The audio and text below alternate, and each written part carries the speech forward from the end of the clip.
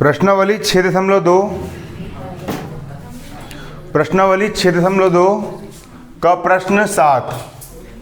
प्रश्न 7 यहाँ पर ये बोल रहा है कि प्रमेय 6.1 का प्रयोग करो। ये ऐसा भी आ सकता है कि प्रमेय 6.1 का प्रयोग करो या थेल्स प्रमेय का प्रयोग करो। थेल्स प्रमेय का प्रयोग करते हुए सिद्ध करो। जो मैंने आपको थेल्स प्रमेय पढ़ा था ना शुरू दिन, है ना, उस थेल्स प्रमेय का प्रयोग करते हुए सिद्ध करो। जो थेल्स प्रमेय हमने पढ़े थे, है ना, उसका प्रयोग करते हुए सिद्ध करो कि त्रिभुज की एक भुजा के मध्य बिंदु से होकर, त्रिभुज की एक भुजा के मध्य बिंदु, बिल्कुल बीचम बीच के बिंदु, त्रिभुज की एक भुजा के मध्य बिंदु से होकर, मध्य बिंदु से होकर दूसरी भुजा के समांतर, इस बिंदु से होकर दूसरी भुजा के समांतर, मतलब जस्ट इसके सामने, त्रिभुज की किसी एक भुजा के मध्य बिंदु से होकर दूसरी भुजा के समांतर खींची रेखा, समांतर खींची रेखा तीसरी भुजा को समद्विभाजित करती है। तीसरी भुजा को समद्विभाजित करती है। इसका मतलब सिंपल सा ये है कि यदि किसी त्रिभुज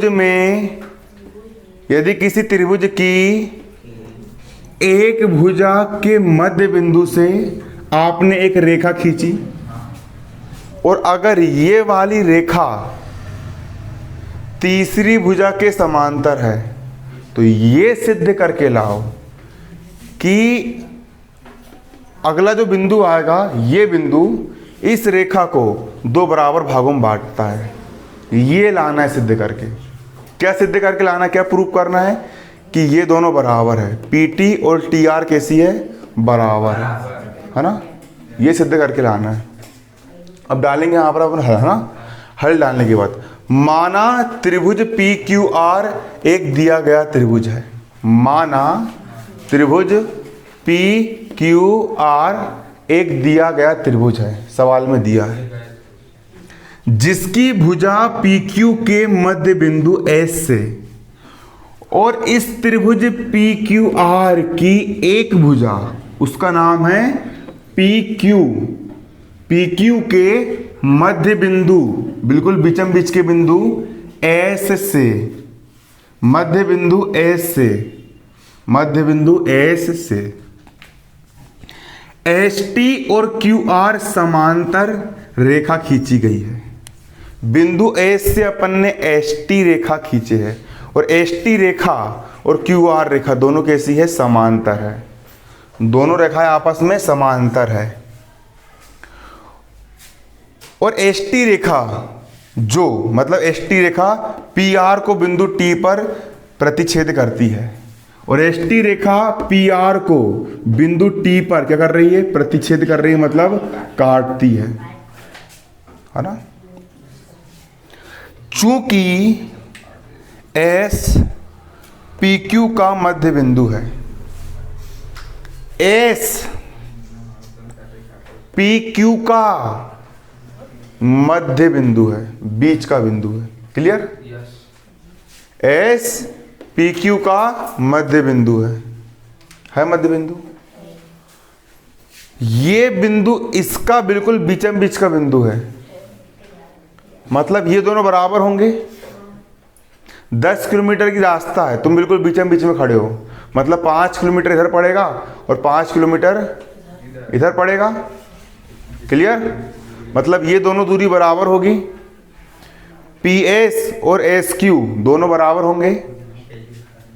पी एस और एस क्यू दोनों कैसे होंगे, होंगे बराबर, होंगे कि नहीं होंगे?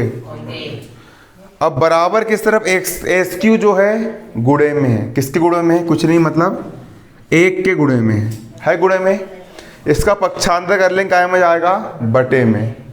आ गया बटे में, तो यहाँ पर हो जाएगा पी एस बटे एस क्यू। क्या हो जाएगा, पी एस बटे एस क्यू बराबर 1। बराबर कितना बचा, 1 बचा। क्लियर? ये गुणे में था, काय में आ गया, बटे में। तो पी एस बटे एस क्यू बराबर आ गया 1। पी एस बटे एस क्यू बराबर कितना आ गया 1। इसको हमने समीकरण 1 नाम दिए। क्या नाम दिए? समीकरण 1 नाम दिए, है ना।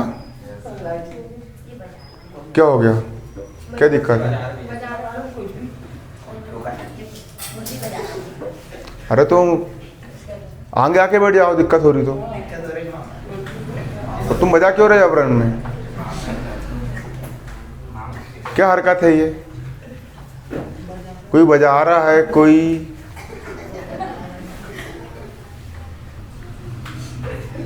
अब चूंकि त्रिभुज पी क्यू आर में, त्रिभुज पी मैं खड़ा करके बाहर कर दूंगा यार, मैं स्पष्ट बोल रहा हूँ, लड़का हो चाहे लड़की हो। ये तुम इसको हल्के में मजाक में ले रहे हो 10वीं क्लास को, बोर्ड क्लास को। सवाल पेपर में आना बिल्कुल, तुम 1 घंटे फोकस नहीं बना पा रहे, तुम्हारे अंदर 1 घंटे का कॉन्सेंट्रेशन नहीं है। जिंदगी में क्या उखाड़ पाओ? कुछ नहीं उखाड़ पाओगे ऐसे में। कोई भी काम करो, पढ़ाई लिखाई नहीं करोगे, कल का साइकिल का पंचर भी खोलोगे तो उसमें भी फोकस होना। नहीं तो पंचर कहीं और लगाना और कहीं और लगा दी पंचर। क्या कमारी करके रखे हो? बिल्कुल फोकस तो लाओ, कंसंट्रेशन तो लेकर के आओ। बिना कंसंट्रेशन के पढ़ोगे ना, 24 घंटे भी किताब खोल के रखो, कोई मतलब की नहीं है। और फोकस्ड रहा पढ़ाई में तो 2-3 घंटे पढ़ोगे तो 90-95 बना लोगे। इसलिए पढ़ाई में फोकस्ड होना, कंसंट्रेशन होना, जितना भी पढ़ो पूरे केंद्र पूरा फोकस्ड होकर के पढ़ो। और तुम हाँ समझने में कंसंट्रेशन नहीं तुम्हारा, तो तुम क्या कंसंट्रेशन घर में पढ़ाई करते होंगे? तुम घर पे तो बिल्कुल कुछ कर कैसे तुम घर में पढ़ ही नहीं पाओगे। क्या बता रहा हूँ, स्वाभाविक सी बात। कारण क्या है उसका बताऊँ? जब तुम यहाँ पर फोकस नहीं हो, जब तुम समझते समय फोकस नहीं हो, तो घर पर जब तुम किताब खोलोगे तब तुम कैसे फोकस हो पाओगे? कहीं दिमाग टीवी में जाएगा तो कहीं इधर जाएगा उधर जाएगा। इसलिए फोकस्ड और कॉन्सेंट्रेट होने की आदत कोचिंग से ही बनती है। ध्यान होना, केंद्रित होना। सूरज की रोशनी फोकस्ड नहीं होती है, कागज नहीं जलता है। लेकिन जब एक प्रिज्म लगाते हैं और सूरज की रोशनी फोकस्ड होती है तो कागज को भी जला देती है, जो होती है एकाग्रता की शक्ति। इसलिए दिमाग को एकाग्रता में लेकर के आओ। नहीं तो बैठे हो यहाँ पर और सोच रहे हो घर पे जाके जलेबी खाना है, ऐसा में कुछ नहीं होने वाला। चूंकि त्रिभुज पी क्यू आर में, त्रिभुज पी क्यू आर में, पी क्यू आर में एस टी और क्यू आर समांतर है। एस टी और क्यू आर दोनों समांतर है। एस टी और क्यू आर कैसी है? समांतर।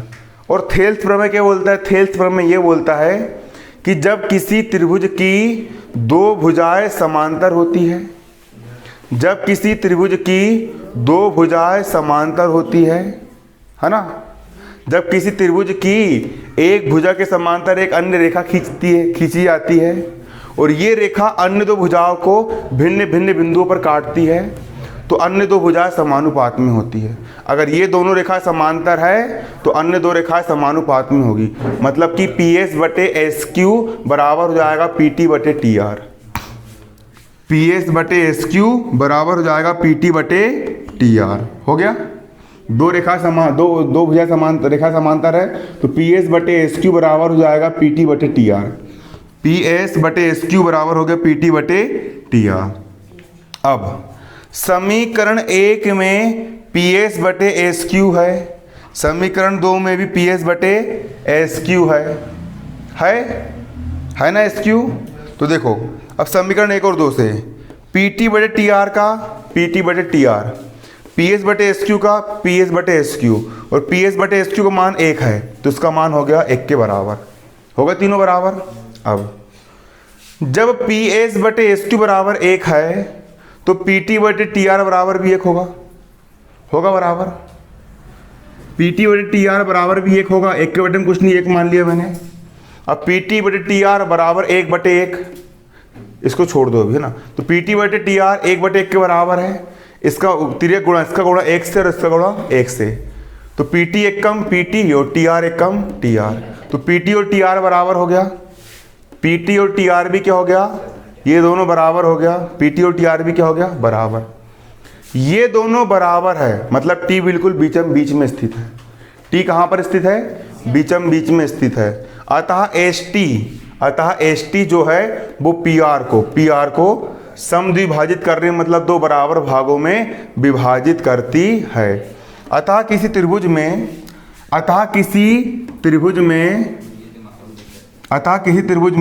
एक भुजा के मध्य बिंदु से दूसरी भुजा के समांतर खींची गई